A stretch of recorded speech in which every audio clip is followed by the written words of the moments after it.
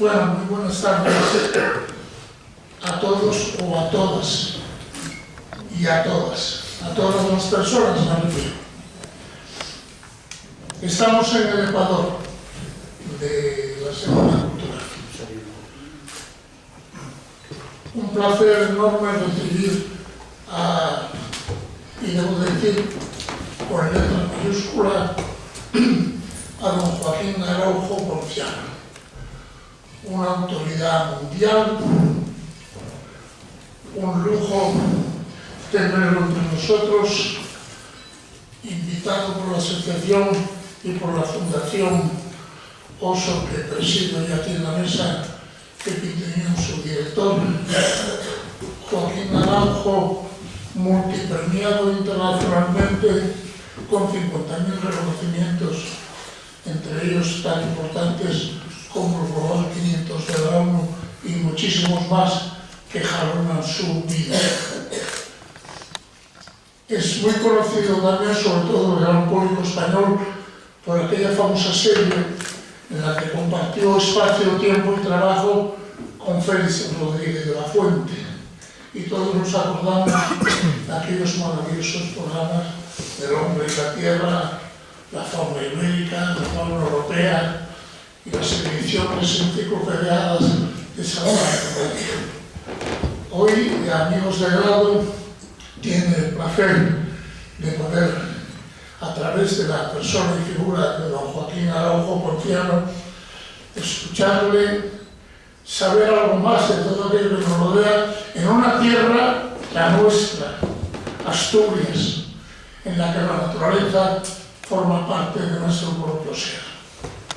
Yo agradezco personalmente a Joaquín que haya tenido la gentileza de acudir a esta modesta villa, pero importante villa dentro de lo que es el panorama cultural de nuestro Principado, y dar las gracias a su vez en nombre del presidente de FOA, Nicanor Fernández, a su director Javier Tiñón, por darnos este placer de poder contar con la presencia de don Joaquín Ponciano o Araujo Ponciano.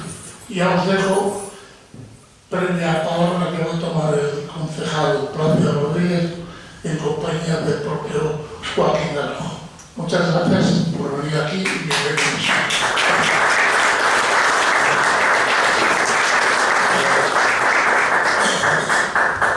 Sí, buenas tardes. Yo que conste que venía a escuchar la conferencia tan interesante que tenemos hoy aquí. Y tampoco quiero ser descortés ante la insistencia del presidente de la Sagrado y no daros la bienvenida, por lo menos institucional, por parte de un concejal del ayuntamiento, ¿no? No pensaba decir nada. Si acaso ya, aprovechando la oportunidad, si alguno se cansó subiendo las escaleras, esperemos que este año, por fin, después de muchas vueltas, después de muchos trámites, contamos con todas las bendiciones administrativas y presupuestarias para tener un ascensor a esta sala. Esperemos que este año lo podamos ver y disfrutar, para que nadie tenga un obstáculo a la hora de venir a escuchar, a presenciar charlas tan interesantes como la que nos va a dar Joaquín hoy. Y nada más, muchas gracias por asistir.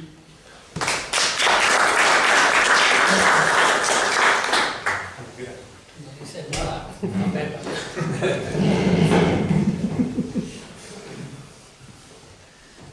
Pues nada, buenas tardes a todos y a todas.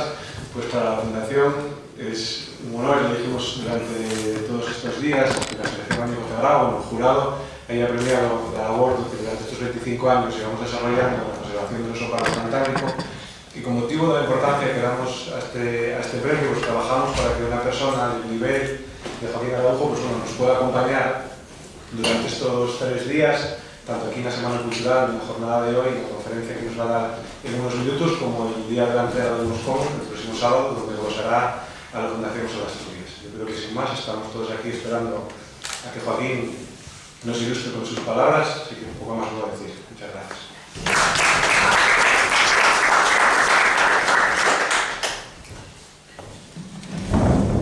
Buenas tardes invitados, y no es porque tenga yo ambición alguna de suscitar complicidades antes de que podáis juzgar algunas de las emociones que quiero transmitiros, sino porque soy anciano.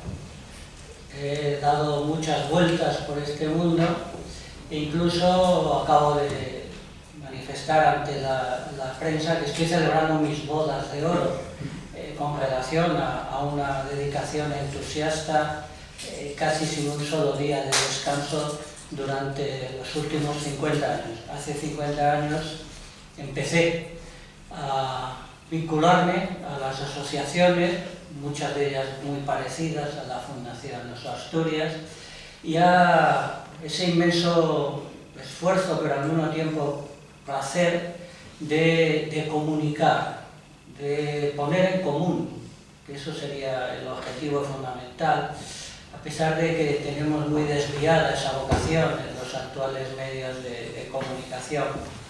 Y lo cuento así porque he conocido muchos lugares, he tenido la inmensa suerte de encontrarme con infinidad de colectivos humanos, pero yo tengo un grave problema para la sociedad en la que me toca vivir, y es que intento ser poeta. Y no es ambición mía, como dijo el gran Fernando Pessoa, es uno de los versos más bonitos que se han escrito. Ser poeta no es una ambición mía, es mi forma de estar solo. Ser poeta no es ambición mía, es mi forma de estar en el mundo, podría yo decir. Y todo esto viene a cuento de que, bueno, cuando uno se encuentra con un aula de las metáforas, cuando uno se encuentra con una casa de la cultura tan magnífica como esta, cuando uno se encuentra con una población, como me acabo de enterar, con más de 100 asociaciones vinculadas a todo tipo de actividades, pues lo primero que surge es agradecimiento y un poquito de lo que yo quiero que sea la columna vertebral de mis próximas palabras. Porque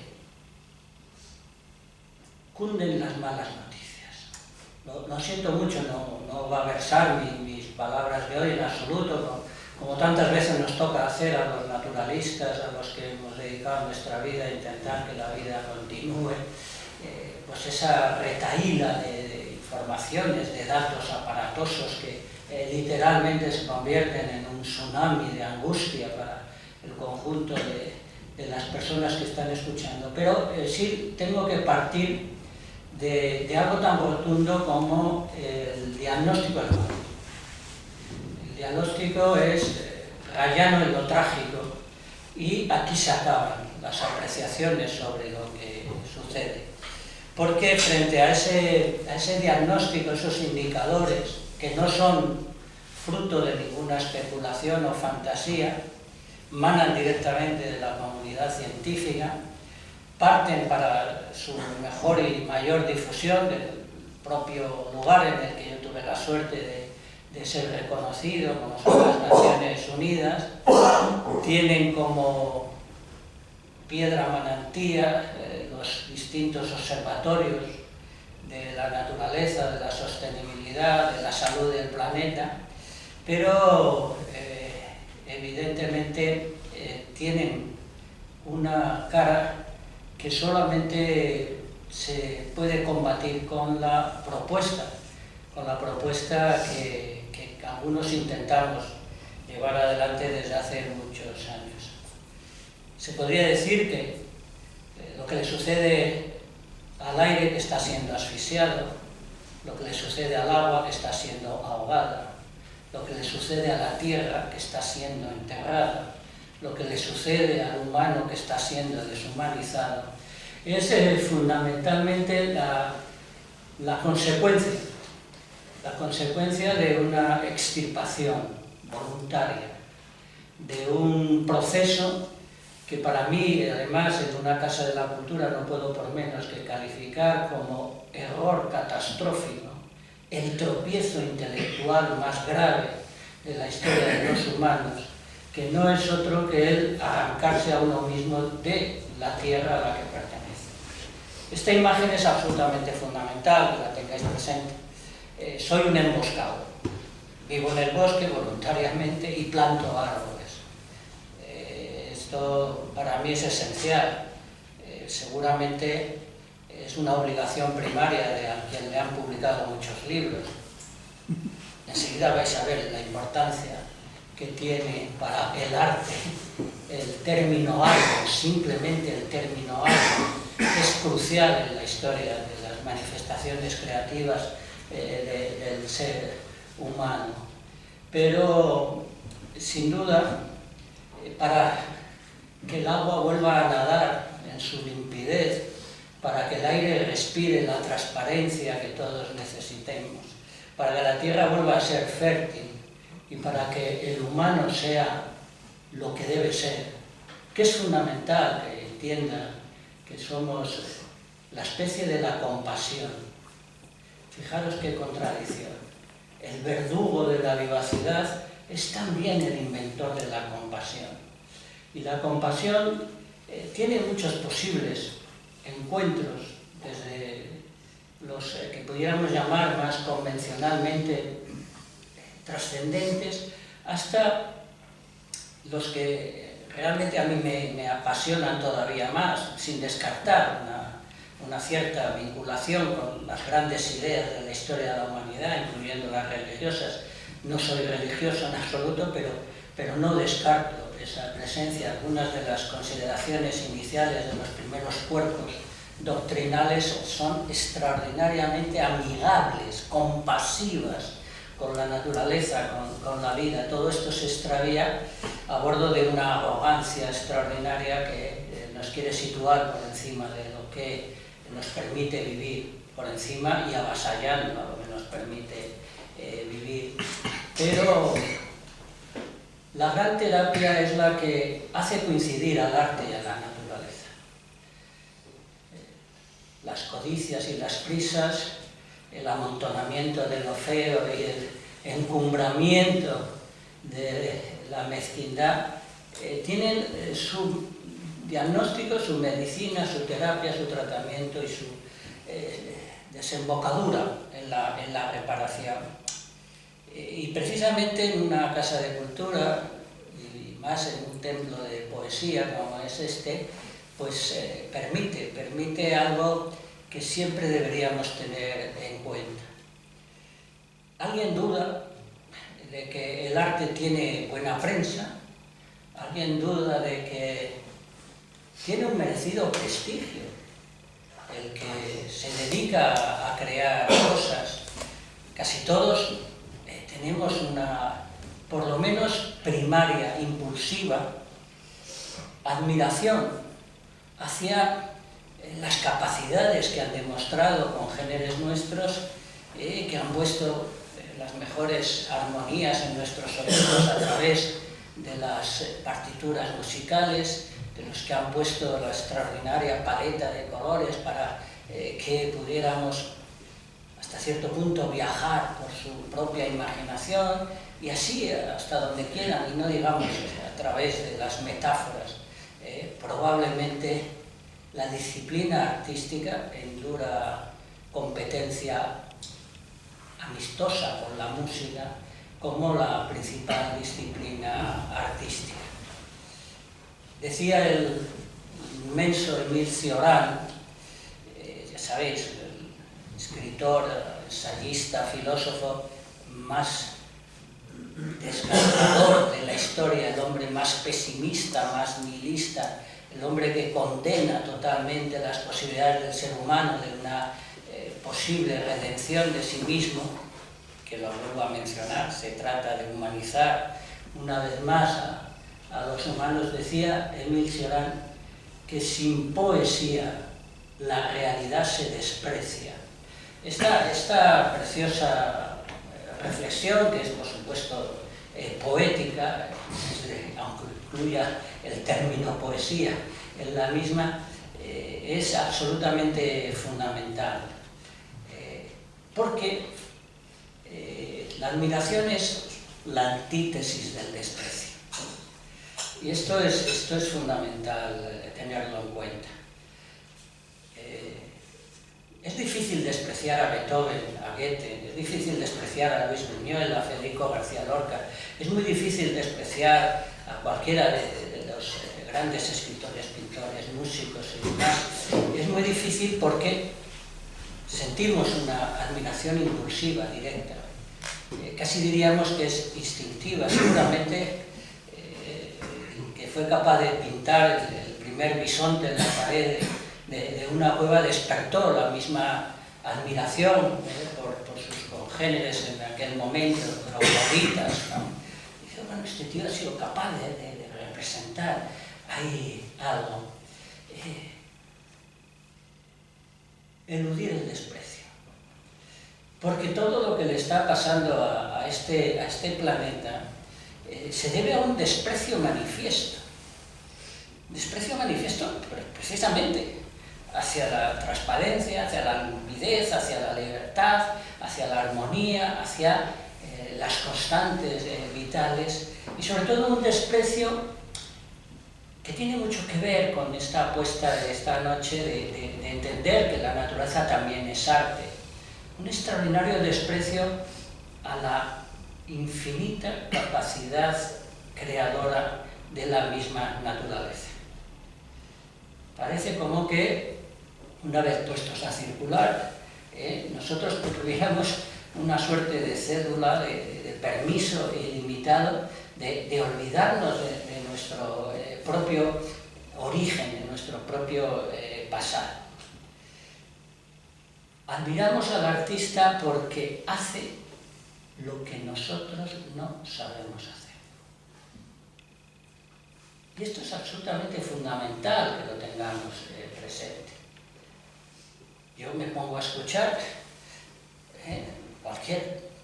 amo tanto la música clásica como la actual, tengo esa suerte, y dices, bueno, pero qué capacidad, qué maravilla, qué esplendor, cómo me lo estoy pasando de bien gracias a la creatividad de este genio que ha sido capaz de tejer una armonía, de tejer algo que se compadece de mí.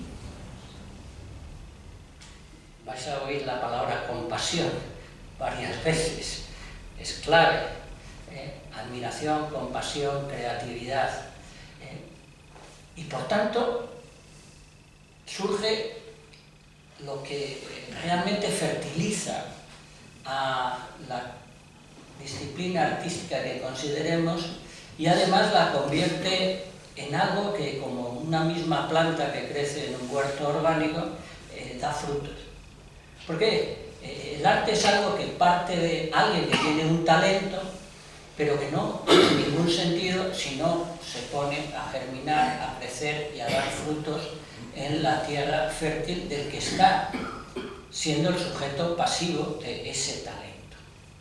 Soy campesino, cultivo la tierra desde hace 41 años y cualquier metáfora relacionada con la más noble función de alimentar a lo que nos alimenta, porque esa es la función del campesino, alimentar a lo que nos alimenta. No se trata solo de tener cosechas, se trata de ser capaz de ir a un origen todavía anterior. Igual que el poeta no es poeta si no ha leído miles de libros, y el pintor no es pintor si no ha dado 6 millones de pinceladas, tampoco el que cultiva la tierra es nada si no entiende que las cosas empiezan mucho antes de lo que es el aparente ciclo de la producción de un determinado alimento. Y entonces es cuando empieza a aparecer algo que realmente es fundamental. Una vez más la poesía acude a mi memoria. María Zambrano da una de las mejores definiciones que uno recuerda de poeta y que tiene mucho que ver con la naturaleza. Decía la mejor mente en cuerpo femenino que ha tenido este país, que el poeta es aquel que no quiere destruir nada que él mismo no haya creado. Recapitular un poco en esto. El poeta puede destruir su poema, puede destruir su libro, puede considerar que su propia capacidad no es lo suficientemente buena y puede destruirla, y no hay un solo poeta decente que no haya roto muchos papeles, muchos apuntes y muchas ideas y demás. Le pasa a todos los artistas, los pintores también rompen lienzos, los arquitectos rompen planos, los músicos también se olvidan de alguna partitura porque no desembocaba donde tenían previsto. Y entonces, ¿qué es lo que hace el poeta? Pues acordarse de lo que él no ha creado, del otro artista, ese artista que sin poesía se desprecia, y ese artista es la naturaleza. Ese artista es el conjunto de elementos, de combinaciones, de encuentros, de procesos y de ciclos que, y esto es lo importante, si se quedan ustedes solo con esa idea, yo seré feliz, que desembocan en una belleza conseguida. Y además, cuando no hacemos trampa con nosotros mismos, cuando somos capaces de sinceridad, muchas veces hace falta estar solo, aislado, en algún rinconcito de nuestra propia conciencia, de nuestra, si acaso, memoria genética, está perfectamente conservado eso. Uno se pone delante de los picos de Europa, uno se pone en una fuente de cualquiera de los lugares de esta Asturias, se pone a ver las huellas del oso pardo caminando por Somiedo, y le surge esa admiración, le surge ese estado de reconocimiento de que eso es una belleza conseguida. Abro un paréntesis porque ¿qué es la belleza? Hay infinitas definiciones. Hay un problema, arte, belleza, vida, son términos que puedes perfectamente encontrar un par de miles de definiciones, escudriñando un poco por la literatura vigente, no digamos si das vueltas un poco hacia el pasado, ¿no? Pero yo tuve la suerte, aquí donde me veis, porque he hecho muchos documentales, pero también tuve la oportunidad de hacer en un momento dado una suerte de spot publicitario que curiosamente intentaba definir la belleza. Y decía algo parecido, ¿no? Como cuando las raíces beben agua limpia, cuando las raíces se convierten en algo erguido como el árbol, cuando el árbol acoge al canto de los pájaros, cuando los pájaros recorren continentes, cuando alguien presencia todo eso, al fin se comprende qué es la belleza. Y yo terminaba aquella suerte de spot publicitario absolutamente no comercial, como os podéis imaginar, con una frase del gran Schiller, del prerromántico alemán, que decía: la belleza es la inclusión absoluta de todas las cosas. Y eso es lo que pasa ante los paisajes que no han sido mutilados. Eso pasa cuando uno contempla algo lo suficientemente ileso. En Asturias tenéis un puñado de ejemplos. Aquí hay que combatir un cierto nihilismo, ¿no? Para muchos científicos, para muchos técnicos, ya no hay nada ileso en el planeta. Para incluso muchos filósofos, la naturaleza hace tiempo que ya murió. Pero hay que oponerse con todos los elementos posibles, con toda la fuerza que tengamos en nuestra capacidad intelectiva a algo que podría perfectamente convertirse en todo lo contrario de lo que necesitamos. Y lo que necesitamos son fundaciones, como Oso Pardo, que consiguen cosas. Lo que necesitamos es rescatar ese rescoldo de admiración ante la belleza, porque si somos capaces de entender que la belleza es que no falten determinados elementos de la naturaleza, porque es la inclusión absoluta de todas las cosas, resulta que también se convierte en un principio ético. Porque ¿qué derecho tenemos nosotros a abogar de la historia de la vida una parte de esa misma historia? ¿Con qué bendiciones? Aunque por supuesto algunas las había. Antes he hablado de trascendencia, pues también hay un mandato divino de hagan ustedes lo que quieran con ese mundo, ahí se los doy. Esto es otro tropiezo extraordinario en la historia de las ideas y de las creencias, ¿no? Y por tanto se convierte también en no solo un principio más o menos estético, sino también ético. Decía el gran Séneca en uno de los mejores aforismos que se han escrito, para mi gusto, en la historia de la literatura, decía, cuando una parte del todo nos falta, es decir, cuando falta el lobo, cuando falta el oso, cuando falta el urogallo, cuando falta el árbol monumental, cuando falta la fuente limpia, los que quedamos ya no podemos estar seguros. Y ese es el principio de las relaciones éticas, es el principio de la compasión. Tenemos que estar todos, nadie sobra, para estar más seguros.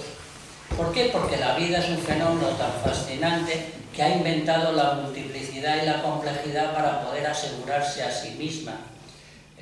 Y eso también es absolutamente arte, es belleza, la inclusión absoluta de todas las cosas, para que sea bello lo que tenemos delante, para que sea creativo, para que sea artístico y además para que sea seguro para nosotros y para todo el resto de lo viviente. Pero aquí que en Asturias creo que habéis acuñado con un cierto acierto lo de que es un paraíso. No me equivoco, ¿verdad? Creo que funciona como eslogan. ¡Ay! Pues yo escribí un poema para una agenda oficial del Principado de Asturias. Y no me acuerdo del poema entero de memoria, pero en uno de los momentos os puedo decir que decía: si hay paraíso, tendrá, como tiene Asturias, muchos montes desobedientes, muchas hojas como olas. Tendrá, como tiene Asturias, un bosque de bosques. Había muchos más versos, pero ¿por qué traigo a colación el paraíso? Porque el paraíso es el lugar donde no falta nada.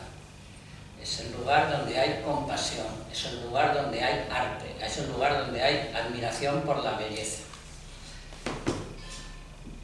No olvidemos que el escritor, el pintor, el arquitecto intenta la belleza que la naturaleza consigue.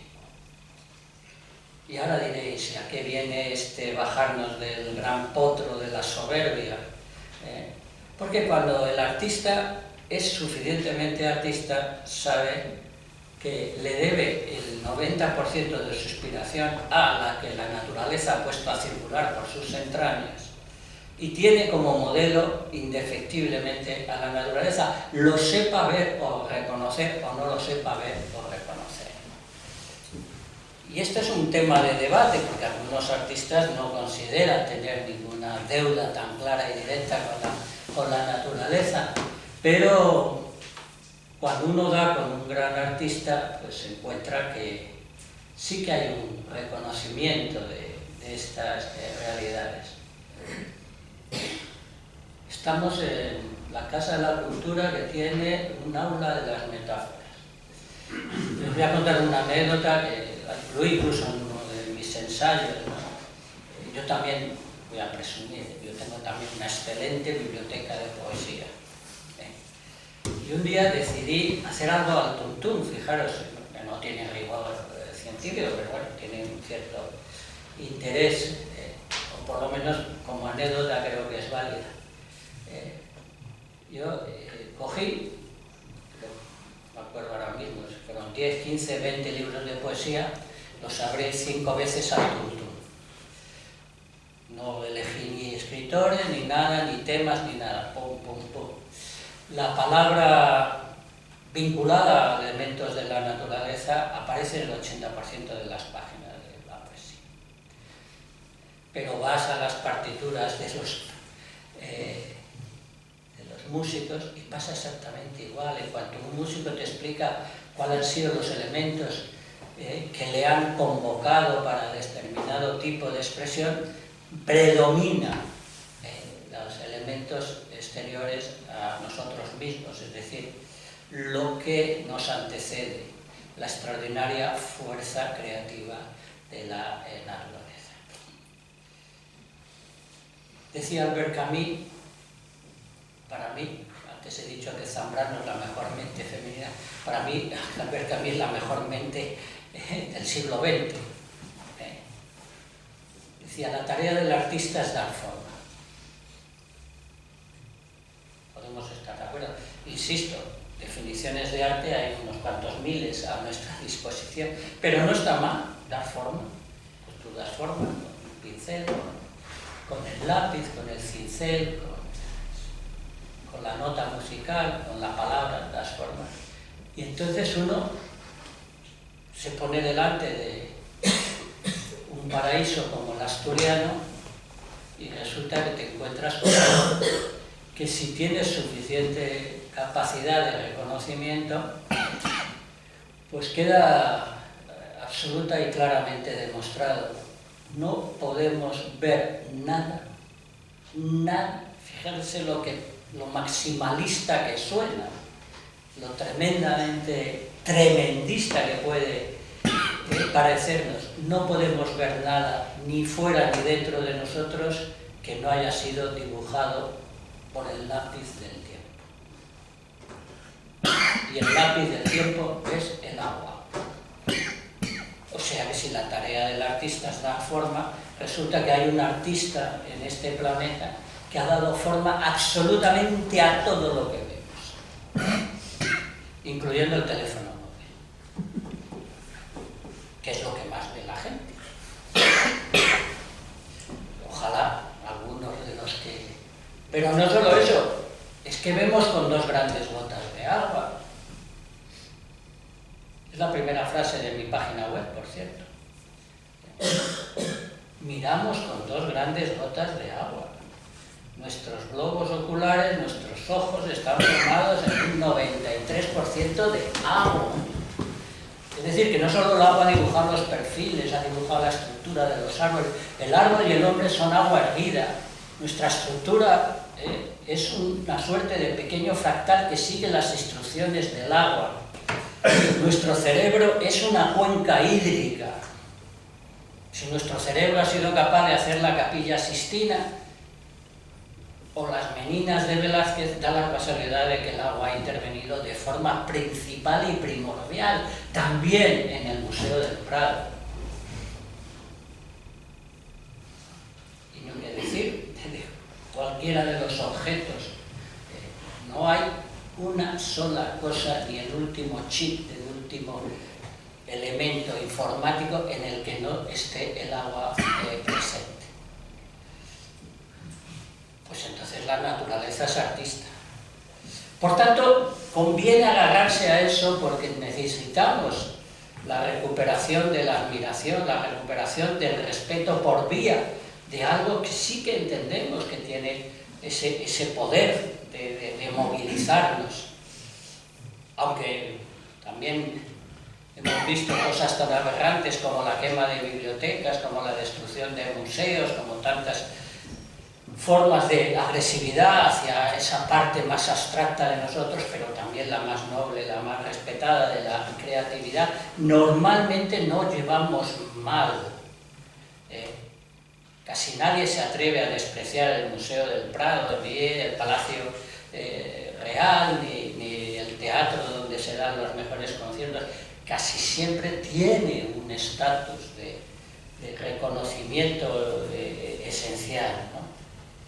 Bueno, pues eso es lo que tenemos que poner a disposición de los receptores, a disposición, además sin ningún tipo de distinción de edades ni de niveles intelectuales.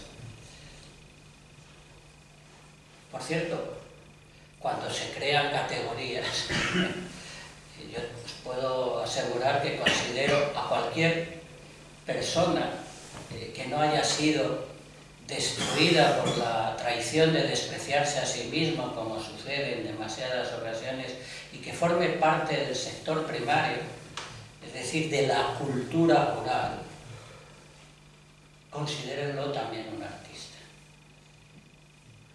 Y no va de broma. Yo provoco, tengo esa suerte, tengo cierto acceso y tal. Yo, por ejemplo, todos los años cuando termino de arar mi huerta, proclamo en medios de comunicación y en redes sociales algo tan aparentemente distorsionado para muchos como colocar el campo arado con una fotografía y decir, mirad qué bien me ha quedado hoy mi poema. Es que es un poema. Escribir sobre la tierra también es un poema. Es que el que tiene la capacidad de relacionarse con la primera fuerza creativa del mundo, de la que depende, porque un campesino es alguien que está canalizando y sirviéndose de la capacidad artística de la vida para que siga habiendo vida. Nos pongamos como nos pongamos, no sabemos fabricar el crecimiento, no lo sabemos fabricar. Podemos acelerarlo, podemos subyugarlo, podemos encarcelarlo como tantas veces, pero permítanme que les diga que una flor de calabacín es una obra de arte, extraordinaria además. Y si resulta que está llena de abejas, es 2 veces obra de arte. Y si resulta que te comes esa hoja de calabacín en témpura, es otra obra de arte, porque es una delicia para el paladar. Y si eres capaz de entender que te sientas en una silla a mirar un calabacín y lo ves crecer, que no sé si lo han hecho ustedes alguna vez, pero yo lo recomiendo. Yo lo he hecho. A los calabacines se les ve crecer mirándolos. Hay que prestar un poco de atención y aguantar un poco más de una hora, pero se les ve crecer a simple vista. Pues es otra obra de arte. Y estas cosas son las que se nos quiere olvidar, ¿no? Estas facultades creativas, fíjense ustedes, consiguen lo que más nos apetece a todos. Porque cuando no tropezamos en la estúpida ignorancia, en la lela comodidad, es que no hay un solo ser humano, ni siquiera el condenado en la galería de la muerte, o el diagnosticado de irreversible proceso, que no quiera seguir viviendo.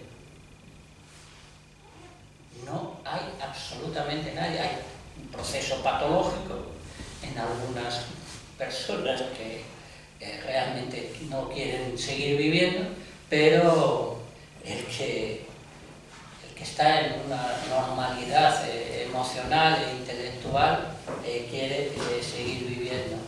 Bueno, pues la capacidad creativa de la naturaleza está enfocada directamente a lo que consideramos la más preciosa de nuestras posesiones, que es la simple y llana vida.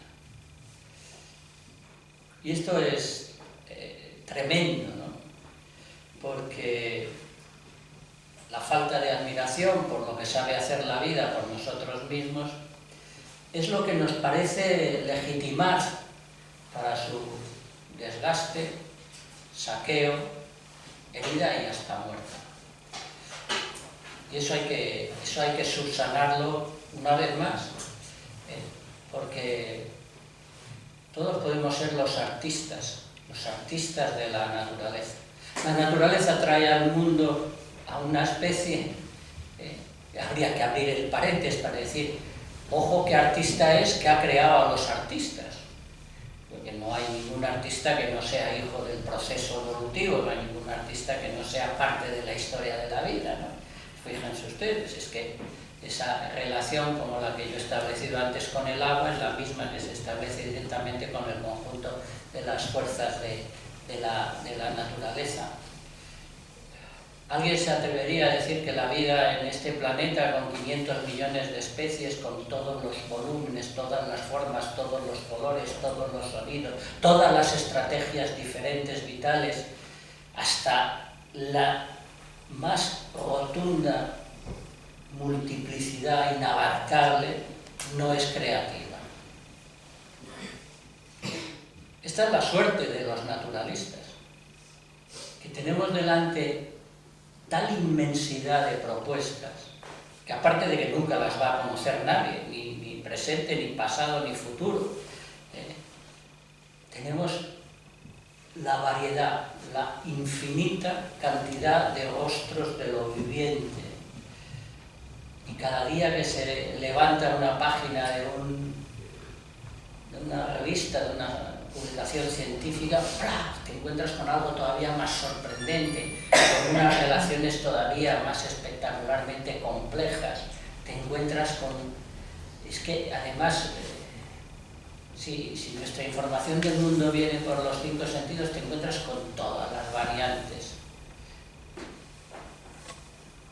con todos los lenguajes, sin palabras, pero con todos los lenguajes.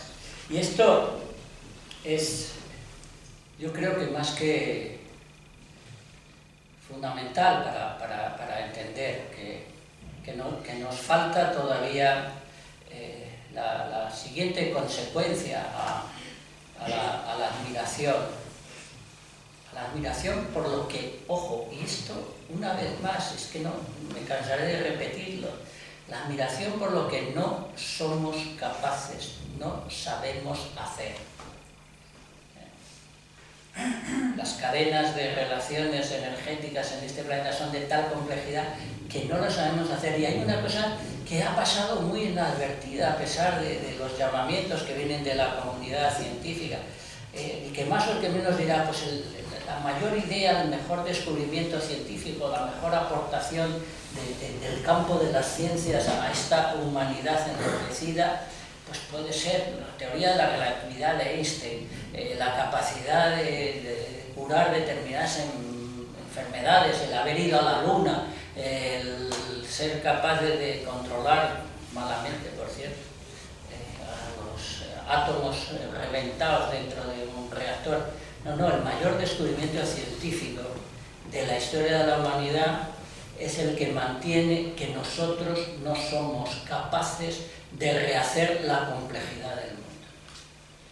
Es decir, no somos capaces de hacer lo que ya está hecho, lo que está ahí a nuestra disposición, lo que nos ha sido dado.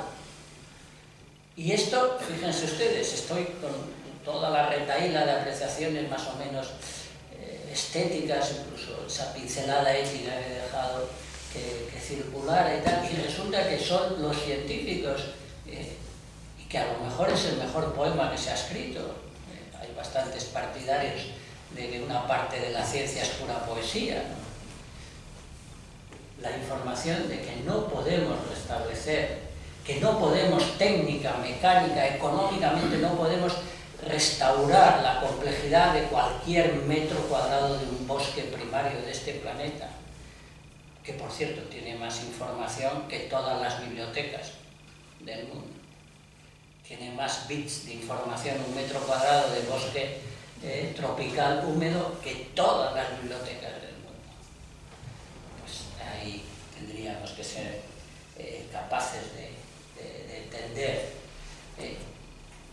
que es una enorme belleza también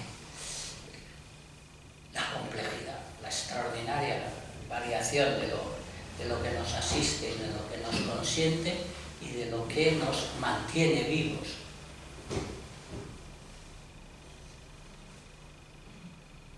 Pero yo tengo cierta debilidad por el bosque y por el árbol. Permítanme que les recuerde que no entiendo la vida sin plantar árboles, que no entiendo la vida las sombras de un bosque. ¿Y por qué? Pues porque el bosque es el lugar donde más se combate a la muerte. Es el lugar donde más obras de arte hay.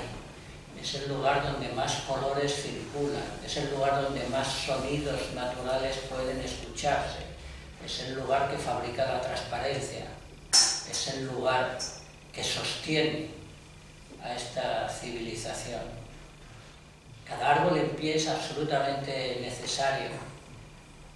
Y entre otras cosas, y ahora un motivo más para pensar que la naturaleza es arte, no olvidemos que el 99,9% de los libros los ha publicado el bosque. Por tanto, si en los libros hay arte, también hay que tener en cuenta, igual que el soporte agua, es absolutamente fundamental para entender un poco lo que somos. Es fundamental tener en cuenta lo que es un árbol. Pero, y me voy a levantar para dibujar una cosita ahí.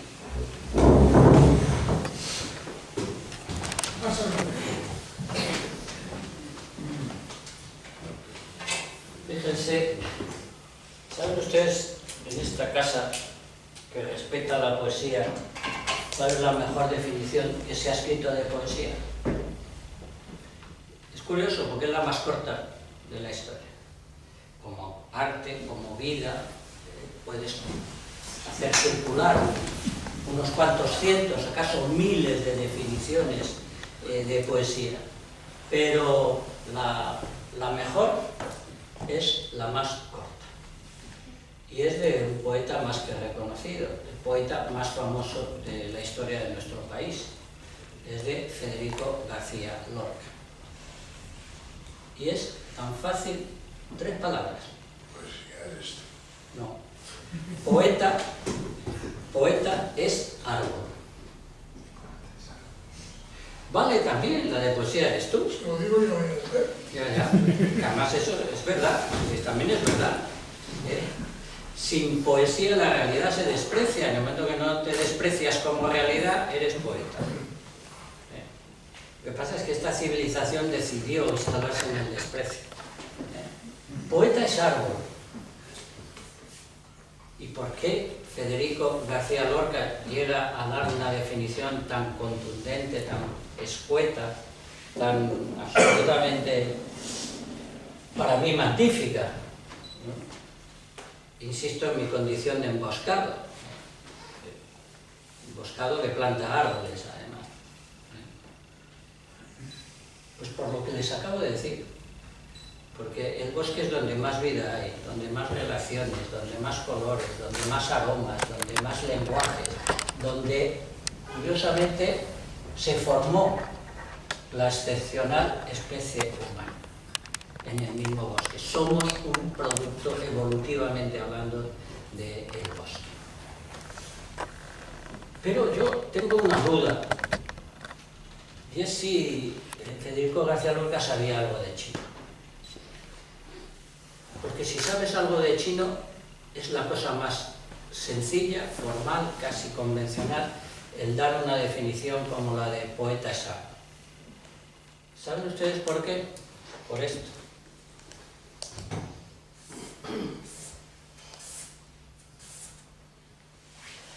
A ver si este pinta, uno que pinte mejor.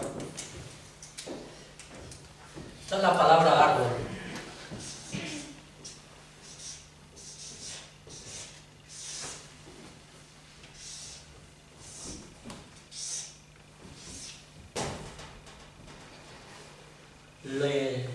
La capacidad de comprender realmente lo que es un árbol, lo que es la vida, lo que es las relaciones que tenemos con la propia naturaleza, llevó a los primeros inventores de uno de los primeros idiomas a entender de qué va esto de vivir.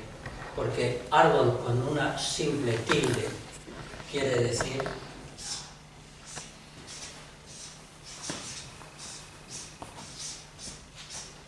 arte.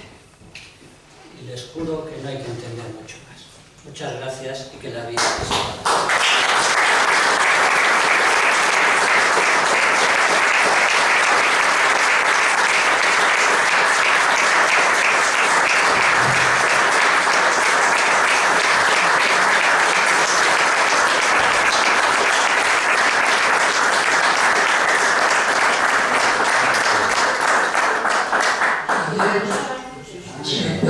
Ayer algunas personas se quedaron con ganas de hacer algunas preguntas y hoy, para que no se repita el caso, si Joaquín no tiene ningún inconveniente de responder, en cualquiera de los casos quiero decir que es una tarea que esto se haya acabado, porque escuchándole hablar es como si el mundo se detuviese y todo. Yo me recuerdo cuando era muy pequeñín que iba a confesar y sabía levitar de oración confesionario de los padres dominicos a los que acudía yo.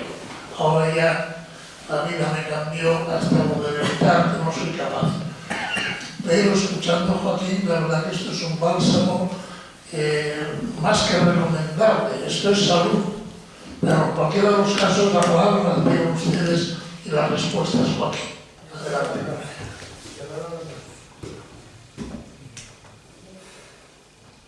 Venga. ¿Qué opinión merece a usted la absoluta desprecio que tienen algunas personas por la naturaleza, que no les inspira nada, el arte, que les parece que lo que había que hacer es cavar zanjas y no ser artista, por la literatura, que muchos dicen que, claro, hijos de papá que han podido estudiar y cosas así? Estas personas que no tienen ninguna afición al arte, ni al árbol, ni al agua, ni a nada, pero es una cantidad ingente la que hay. Sí, es mayoría. Por desgracia, los caminos son cada día más problemáticos porque está siendo sustituida, suplantada la belleza por falsificaciones sin cuenta.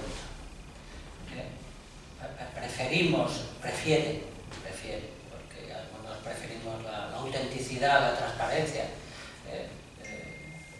El gran Gamoneda, del que creo que tenéis ahí unos cuantos libros, decía que bajo el árbol todo es verdad. Esta es una idea absolutamente fundamental, de que somos la especie que miente, pero sobre todo nos mentimos a nosotros mismos, ¿no? Entonces, esto es algo que también podría entroncarse con otra de las grandes aportaciones de Albert Camus. El ser humano destruye lo que prefiere. Somos el único ser vivo que destruye lo que prefiere. Y en el fondo, lo que he dicho yo antes, tú te vas ahí a los picos de Europa un ratito tú solo y de ahí aflora. Es que evidentemente eso es lo que prefieres, esa es la belleza, esa es la realidad, y esto es lo que no está en el menú, no está ni en el menú del sistema educativo. Como periodista os puedo decir que no está en el menú de los medios de comunicación. Esa es mi eterna derrota, mi eterna pelea, 50 años queriendo que esto tenga una mínima proporción de las cuestiones que aparecen en los medios de comunicación, pero claro, ahora ya ha llegado el momento terrible donde la falsificación impera totalmente. Es decir, la realidad no está en el bolsillo. Y eso es lo que permite que haya tanto despreciador. Porque se creen que con llevar un aparatito que de repente se enciende con una luz, pues ya está. Y esto es especialmente preocupante. Hoy mismo en la prensa salen los informes del que llaman inspector de los procesos educativos y del sistema educativo a escala europea. Bueno, están absolutamente preocupados por lo que se está enseñando a la gente. Pero luego está el desprecio a los que algunos consideran incultos. A mí me encanta mucho, porque lo ha mencionado usted al principio, a mí me gusta mucho provocar, y además lo hago con toda intención porque estoy convencido de ello. Pero por otro lado, no es culto el que no cultiva la tierra, así de rotundo solo. no es, quizás para dulcificarlo un poco, no es suficientemente culto quien no cultiva la tierra. ¿Por qué? Pues porque la tierra es una sabiduría extraordinaria, enseñando constantemente cosas.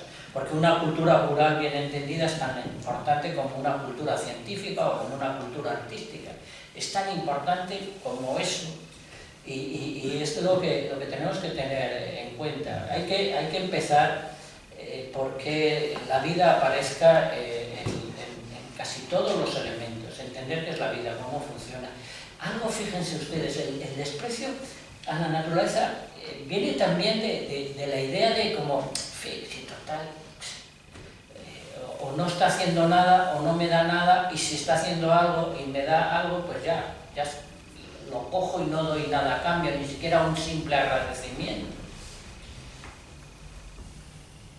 Una parte fundamental de la cultura bien entendida es dar las gracias,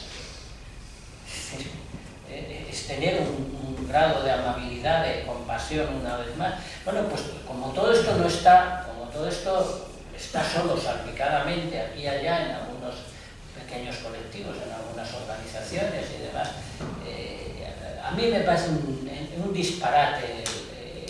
Los planes de estudio imperantes son auténticos disparates.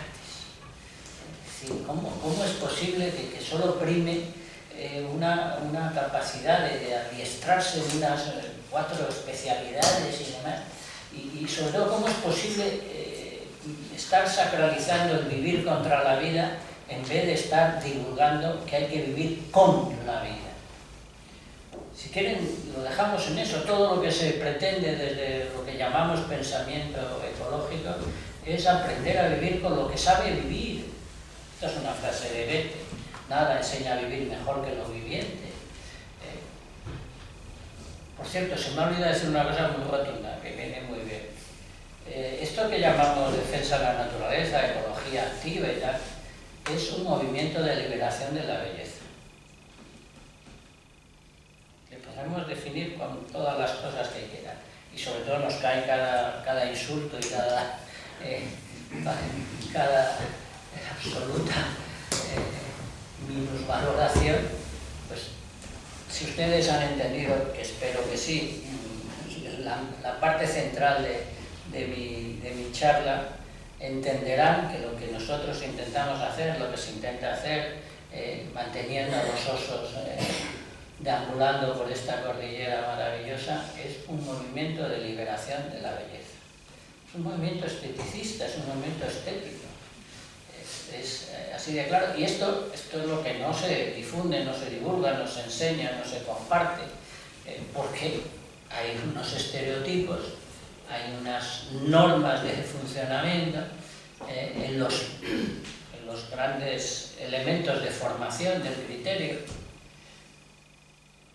que ya los he mencionado, no lo podemos olvidar. Medios de comunicación, sistema educativo e incluso la vida cotidiana está absolutamente arrancada de lo que es el conjunto de lo viviente. Y hay que volver a plantarse. Esta civilización tiene que volver a plantarse a sí misma en su propio mundo. Ese es el proceso. Hablabas, Joaquín, de que el agua era o es belleza, Pues sí. y es transparencia. Y hablabas también de que el cuerpo humano tiene un 75 o 80% de agua. Sí, pero eso es casi baladí, pensando que el cerebro y los ojos son un 93% de agua. En este caso, ¿qué prima más? ¿El continente, que es el agua, perdón, el contenido, o el continente, que es el cuerpo humano? La estética y belleza, que son es que ahí está el problema de interpretación. La ecología como ciencia, o si quieren ustedes la mejor inspiración artística, no desvincula el continente y el contenido. Y los cánones que marcan... Es que yo soy agua que piensa, o si quieres el agua piensa porque yo pienso. No tengo ningún inconveniente. Y cuando eres un naturalista, que tienes la suerte además de percatarte de lo poética que es la realidad, consigues ser un contenido que convierte al continente en tu contenido. Y este juego de palabras es fundamental, pero es un contenido de la naturaleza, y esa naturaleza, por tu capacidad de apreciación sensible, por tu admiración, por tu capacidad artística, se convierte en tu contenido. Y resulta que tú coges al continente y lo conviertes en contenido, siendo tú, insisto en el juego de palabras, que creo que así te lo digo. Sí, exacto. Pues es que es así, si es que es absurdo indistinguir. Es que es absurdo, si es que somos vida en medio de la vida. Esto de crear categorías, bueno, esto le ha ido especialmente bien a los sistemas de dominación, a la historia del poder de este mundo, pero la propia contemplación de la naturaleza desactiva mucho eso de que tú eres el jefe. Lo desactiva fenomenal. No te crees las jerarquías cuando estás delante del más bello espectáculo del universo, que es la vida. Gracias. ¿Alguna pregunta más por ahí, por favor? Don Joaquín, buenas tardes. ¿Ha ¿Ha hecho alguna etapa del Camino de Santiago? Sí, he hecho algunas, pero ciertamente pocas y cortas. Pero porque yo vivo en Extremadura, procuro estar el mayor tiempo posible. Yo tengo la inmensa fortuna de vivir en un bosque precioso, uno de los lugares con más vida de Europa Occidental y demás, y además pues, cultivo la tierra, tengo toda una instalación productiva, ecológica y demás, y entonces, aunque evidentemente viajo, pero lo comento porque, claro, entiendo el gran valor que tiene el Camino de Santiago, pero nunca le he dedicado más de 1 o 2 días.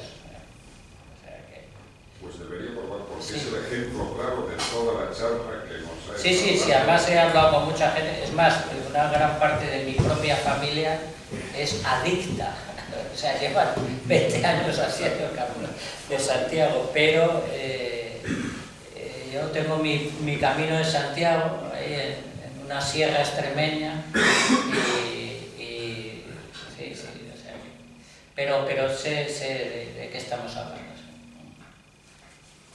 ¿Alguna cuestión más? ¿Alguien más que plantear? Bueno, pues agradecer a Joaquín el inmenso placer que nos ha proporcionado a todos y recordaros que mañana a las 7:30 en la Capilla de los Dolores tenemos un concierto de la Escola Cantorum que dirige nuestro queridísimo amigo y moscón de pro, aunque no vive aquí, Pepín Abello, y por lo tanto, hasta que se llene la capilla, sitio para todos tenemos. Muchísimas gracias, buenas noches.